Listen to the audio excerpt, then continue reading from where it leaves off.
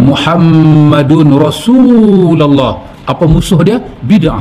Kerana kalimah itu kalimah sunnah. Dua benda ni perosak kepada akidah, pencemar kepada akidah. Syirik merosakkan la ilaha illallah, bid'ah merosakkan sunnah.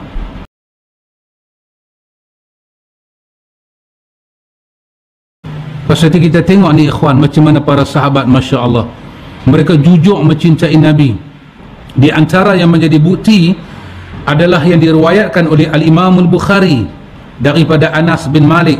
Kata dia, kuntu saqiyal qaumi fil manzili Abi Talhah radhiyallahu anhu wa kana khamruhum yawma idhinil fadih fa amara Rasulullah sallallahu alaihi wasallam munadiyan munadi ala innal khamra qad hurrimat. Qal faqala li Abu Talhah ukhruj fa ahriqha fakharajtu faharaqtuha fajarat fi sikakil Madinah. Kata Anas bin Malik, aku pernah menjadi penuang minuman di rumah Abu Talhah. Dahsyat nah. Ni cuba tengok sahabat dengan dia punya budaya lama-lama. Cuba tengok, sebelum arak diharamkan, Anas ni budak-budak, bila mereka nak minum arak, mereka suruh Anas tuang. Tak apalah, masa tu belum apa-apa lagi. Sama dengan kita ikhwan, exactly sama dengan kita. Masih kita tak tahu apa-apa pasal sunnah, tak apa, biar pergi, dia berlalu, biar pergi, kita tak tahu apa, kita tak tahu pun sunnah begitu, tak tahu. Sekarang baru kita tahu. Habis yang hak lama-lama tu macam mana? InsyaAllah ilmu yang baru ni kita baru tahu, dia akan menghapuskan yang lama-lama.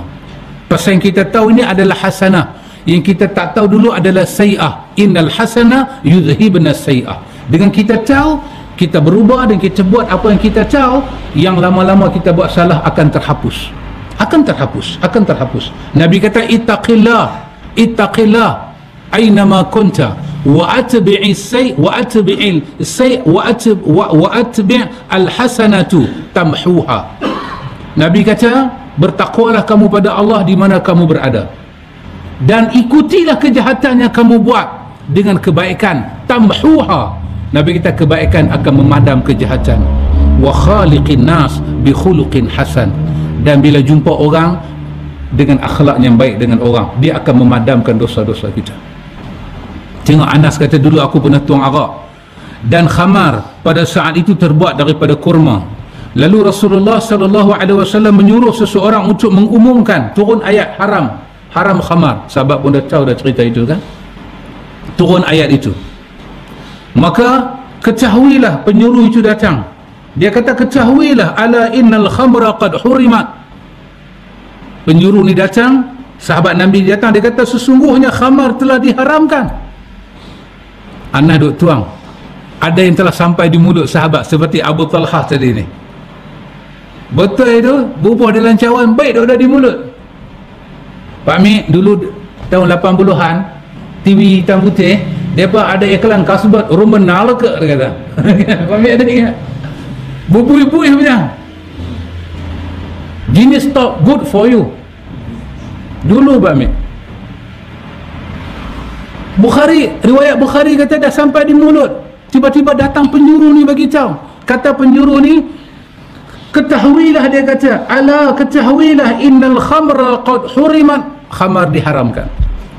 Apa terjadi? Anas kata, maka Abu Talhah berkata kepadaku, keluarlah dan tumpahkan khamar itu.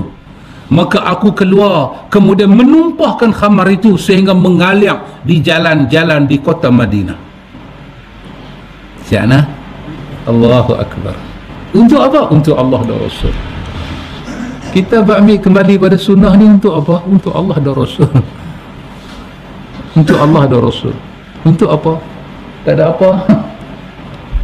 Kembali kepada Allah, kembali pada Quran dan sunnah, dengan tidak kembali, yang mana lebih baik untuk masyarakat? Tak kembali lagi baik, much better. Apa yang kita ada warisi sajalah. Nak main ayat kaki Tok Wali ke, ayat uduk Tok Wali ke? Allah, ada apa dengan ayat? Biar pi, orang nak beli, tak beli sudah. Tapi tak boleh ikhwan. Sunnah dia sangat bermusuh dengan bid'ah. Tauhid, dia sangat bermusuh dengan syirik. Tak boleh. Tak boleh. Kaedah dia, kalau awak ambil sunnah, awak wajib buang bid'ah. Kalau awak ambil bid'ah, awak tak boleh pegang sunnah. Kalau awak ambil syirik, awak tak ada iman. Dia tak ada 50-50, tak ada. Tak ada, ikhwan. Kalau awak sayang pada tauhid, awak mesti berperang dengan syirik. Itu kaedah dia. Itu kaedah dia. Awak ambil sunnah, awak ambil tauhid, ada syirik, ada bid'ah, awak diam. La ilaha illallah. Apa musuh dia? Syirik. Pasal kalimah tu kalimah tauhid. Muhammadun Rasulullah. Apa musuh dia? Bid'ah. Kerana kalimah itu kalimah sunnah.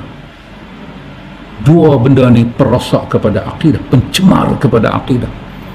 Syirik merosakkan la ilaha illallah, bid'ah merosakkan sunnah. Maka kalau kita sayang pada kalimah ni, kita kena kembali pada tauhid dan kembali kepada sunnah.